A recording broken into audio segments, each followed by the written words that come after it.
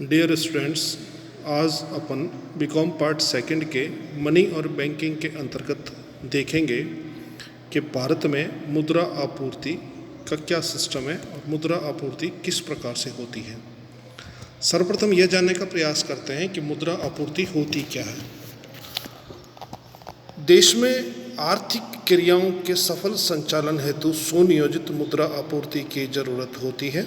सामान्यतः मुद्रा आपूर्ति की व्यवस्था संपूर्ण नियमित केंद्रीय बैंक के माध्यम से किया जाता है। मुद्रा आपूर्ति के अंतर्गत मुद्रा के प्रकाशन की व्यवस्था, मुद्रा प्रकाशन की पद्धति, मुद्रा की आवश्यकता, निर्गमन संबंधी समस्याएं आदि का उल्लेख होता है। साथ ही मुद्रा का विदेशी मूल्य विनिमय व्यवस्था आदि भी मुद्रा आपूर्ति के अंग है। विनिमय दर में अत्यधिक उच्चावचन, भुगतान संतुलन की अनुकूलता एवं प्रतिकूलता, व्यापार एवं उद्योग जगत के उच्चावचन आदि भी मुद्रा आपूर्ति को प्रभावित करते हैं। इस प्रकार मुद्रा आपूर्ति के अंतर्गत मुद्रा निर्गमन से लेकर उसका नियोजन, संचालन, नियंत्रण, अंतर्राष्ट्रीय स्थिति आदि सभी पहलुओं का अध्ययन किया जाता है। देश में मुद्रा आपूर्ति का दायित्व केंद्रीय बैंक यानी रिजर्व बैंक ऑफ इंडिया के पास में है और आरबीआई द्वारा ही भारतीय चलन अधिनियम के अंतर्गत मुद्रा का निर्गमन किया जाता है, जैसा कि आपको दिखाया गया है। देश में भारतीय रुपया विनिमय का माध्यम व मूल्य मापक के रूप में प्रयोग में लिया जाता है तथा सांकेतिक मुद्रा के रूप में छोटे सिक्के भी प्रयोग में लिए जाते हैं, जो लेन देन में सहायक हैं। देश की प्रमुख मुद्रा रुपया है, जो 2 रुपये से लेकर 2000 तक के नोट निर्गमन करने का अधिकार आरबीआई के पास में है। और आपकी जानकारी के लिए 1 रुपये का नोट भारत सरकार का वित्त मंत्रालय जारी करता है। भारत में नोट निर्गमन की विधियां। अब नोट निर्गमन की विधियों का जहां तक प्रश्न है तो आपको बता दें, देश में 1935 में 1/4/1935 में आरबीआई की स्थापना की गई थी। 1 अप्रैल उस दिन से लगाकर प्रारंभ में आनुपातिक कोष पद्धति अपनाई गई। आनुपातिक कोष पद्धति के अंतर्गत आरबीआई ने स्थापना के पश्चात नोट निर्गमन का अधिकार केवल आरबीआई के पास ही रहा और उन्होंने आनुपातिक कोष पद्धति को अपनाया। इसके अंतर्गत आरबीआई अपने कुल प्रचलित मुद्रा का 40% स्वर्ण व विदेशी प्रतिभूतियों में अनिवार्य रूप से रखती थी। 60% रजत का मतलब चांदी से है, रजत सरकारी प्रतिभूतियों वचन पत्र में रखे जाते थे और स्वतंत्रता प्राप्ति तक तो यही चला। स्वतंत्रता प्राप्ति के पश्चात देश का विकास योजनाओं के माध्यम से किया जाने लगा और 1 जुलाई 1956 से देश में नोट निर्गमन की न्यूनतम कोष पद्धति लागू कर दी गई। यानी ये जो नोट निर्गमन की हमारी आनुपातिक कोष पद्धति थी, इसके स्थान पर 1 जुलाई 1956 से हमने आनुपातिक कोष पद्धति के स्थान पर न्यूनतम कोष पद्धति लागू कर दी। अब प्रश्न ये उत्पन्न होता है कि ये न्यूनतम कोष पद्धति होती क्या है। न्यूनतम कोष पद्धति के अंतर्गत नोट निर्गमन करने के लिए एक न्यूनतम कुछ निर्धारित कर दिया गया। प्रारंभ में यह कोष नहीं है, कोष है। प्रारंभ में यह कोष 400 करोड़ रुपए रखा गया, जिसमें से 115 करोड़ रुपए स्वर्ण तथा शेष विभिन्न प्रतिभूतियों में था। वर्तमान में इसकी सीमा 200 करोड़ कर दी गई। 400 करोड़ था, इसको घटा के 200 करोड़ रुपए कर दिया गया। प्रारंभ में 400 करोड़ था, लेकिन वर्तमान में ये 200 करोड़ कर दिया गया। और अब इस 200 करोड़ में भी 115 करोड़ रुपए तो स्वर्ण में रखे जाएंगे, शेष 85 करोड़ रुपए की विदेशी प्रतिभूतियां न्यूनतम कोष आरबीआई के पास रखेगी और इसमें असीमित मात्रा में आरबीआई नोट निर्गमन कर सकते हैं। यह पद्धति अधिक लोचशील है।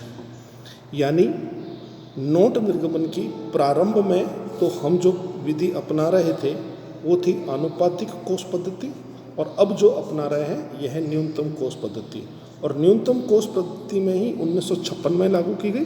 जब 56 में लागू की गई उस समय इसमें 400 करोड़ रुपए का बजट निर्धारित किया गया, 400 करोड़ रुपए का कोष निर्धारित किया गया। इसे घटाकर अब 200 करोड़ कर दिया गया है और 200 करोड़ के भी 2 टुकड़े कर दिए गए हैं। 200 करोड़ कुल है, जिसमें से 115 करोड़ रुपए स्वर्ण में और 85 करोड़ रुपए अन्य में करने के बाद में असीमित मात्रा में आरबीआई नोट निर्गमन कर सकती है। ये है नोट निर्गमन की वर्तमान व्यवस्था। उसके बाद इसी चैप्टर में आगे अपन देखते हैं मुद्रा आपूर्ति के स्रोत, यानी मुद्रा आपूर्ति किन किन स्रोतों से होती है। तो मुद्रा आपूर्ति के स्रोत जो बताए गए हैं, स्रोत का मतलब है कहाँ कहाँ से मुद्रा देश में आती है और मुद्रा किस किस रूप में या किस किस माध्यम से हो सकती है, उसके स्रोतों की अगर बात करें तो मुद्रा पूर्ति के स्रोत से तात्पर्य विनिमय का कार्य करने के लिए किसी निश्चित समय पर अर्थव्यवस्था में उपलब्ध होने वाली इस मुद्रा से है, जो विनिमय के माध्यम के रूप में प्रयोग में ली जाती है। इसके 3 स्रोत बताए गए हैं। पहला बताया गया है आरबीआई द्वारा निर्मित मुद्रा, यानी जो आरबीआई खुद नोट निर्गमित करती है, खुद नोट बनाती है। दूसरा है सरकार द्वारा जारी मुद्रा। सरकार द्वारा जारी मुद्रा में पहले ही स्पष्ट कर दिया गया है, केवल 1 रुपये का नोट भारत सरकार का वित्त मंत्रालय जारी करता है और 1 रुपये से ऊपर के सारे नोट हमेशा आरबीआई जारी करती है। और तीसरा है बैंकों के पास जमा राशि। तो एक शॉर्ट क्वेश्चन बनता है कि मुद्रा पूर्ति के स्रोत बताइए, तो 3 स्रोत हैं। पहला आरबीआई द्वारा इश्यू करेंसी, दूसरा गवर्नमेंट द्वारा इश्यू करेंसी एंड थर्ड बैंकों के डिपॉजिट्स। ये तीनों मिलके मुद्रा की पूर्ति होती है। मुद्रा पूर्ति के स्रोत बताए गए हैं। इसके बाद आगे अपन बात करेंगे मुद्रा पूर्ति के अंग अथवा अवधारणा।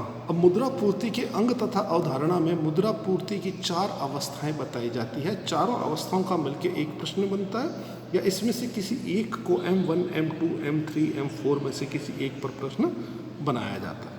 अब इन चारों के बारे में अपन विस्तृत से परिचर्चा करेंगे।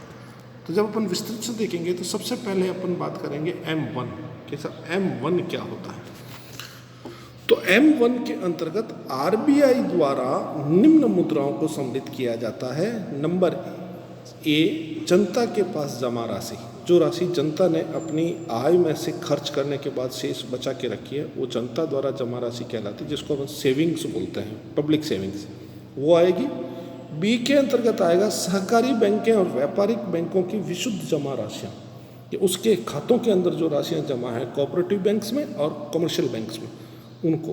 और तीसरा आएगा आरबीआई की अन्य जमाएं। आरबीआई की अन्य जमाओं का मतलब गवर्नमेंट की। तो M1 की पूरी डिटेल ये हुई। M1 में 3 चीज़ें आई, C, डबल D और OD। C का मतलब जनता की जमा राशियाँ, DD का मतलब सहकारी बैंकों और व्यापारिक बैंकों के पास जमा राशियाँ, और OD का मतलब आया आरबीआई के पास अन्य जमाएं। इन तीनों को जब अपन जोड़ देते हैं, इन तीनों को,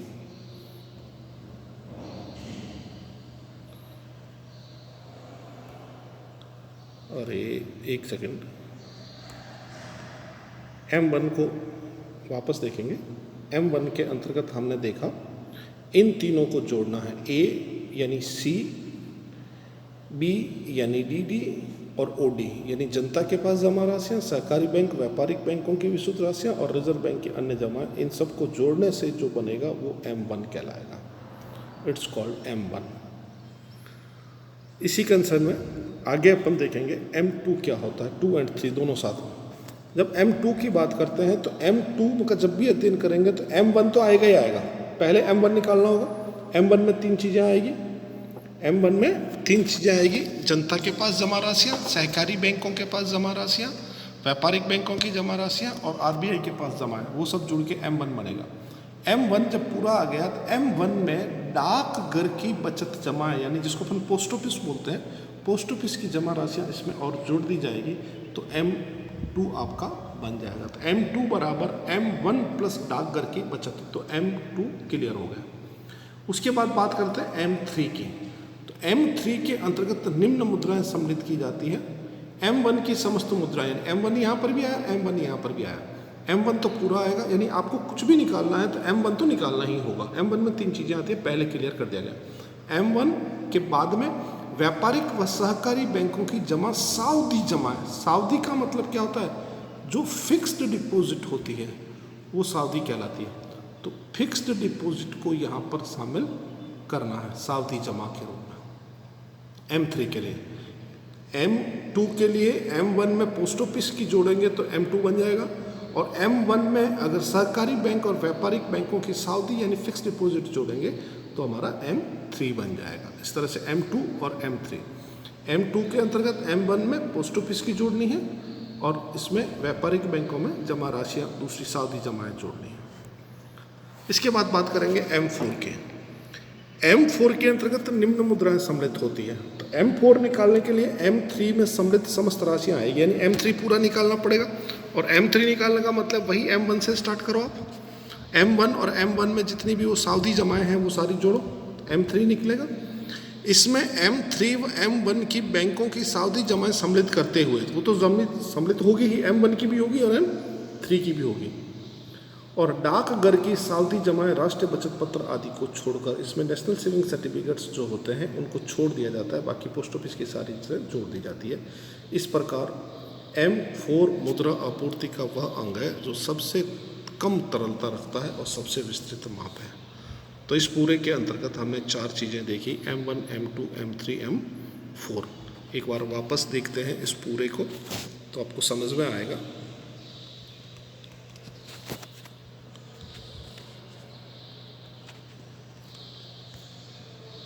मुद्रा आपूर्ति के 4 अंग बताए गए, M1, M2, M3, M4। M1 के अंतर्गत वही सारी चीज़ें जो पहले बताई गई हैं। जनता के पास जमा राशियाँ, सहकारी बैंकों की और भारतीय रिजर्व बैंक की जमा राशियाँ, ये पूरा जुड़ के M1 बन जाएगा। M2 निकालना होगा तो पहले M1 आएगा, उसमें पोस्ट ऑफिस की जोड़ी जाएगी। और M3 निकालना है तो M1 में व्यापारिक और सहकारी बैंकों की जोड़ी जाएगी। M4 जब निकालना होता है तो पहले 3 निकाली जाएगी, M3 और M1 की समस्त सावधियों को सम्मिलित करते हुए, और डाकघर की जमाएं भी सम्मिलित कर ली जाएगी, लेकिन राष्ट्रीय बचत पत्र को छोड़ दिया जाएगा। ये था आपका आज का पूरा लेसन, जिसमें मुद्रा आपूर्ति के समस्त सिद्धांत समझाए गए।